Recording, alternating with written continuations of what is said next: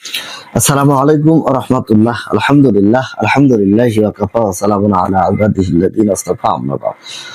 প্রিয় বন্ধুরা, 14তম পর্বের 7 নাম্বার ভিডিওতে বিশেষ আরেকটি অনন্য বার্তা নিয়ে আপনাদের সামনে উপস্থিত হয়েছে। তা হচ্ছে সংঘর্ষের শুদ্ধ নীতি।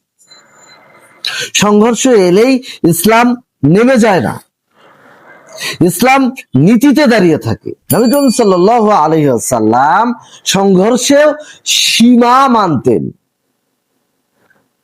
আইন কানুন মানতেন। 14তম হুকুম সেই শুদ্ধ নীতিরই ঘোষণা। অন্যায় প্রতিরোধ মানেই বিশৃঙ্খলা নয়, ইনসাফ মানেই প্রতিশোধ নয়। আজ আমরা শক্তি চাই কিন্তু নীতি ভুলে যাই, আল্লাহর আইন ভুলে যাই, ইসলামকে ভুলে যাই। এই হুকুম মনে করিয়ে দেয় নীতিহীন শক্তি ফিতনা।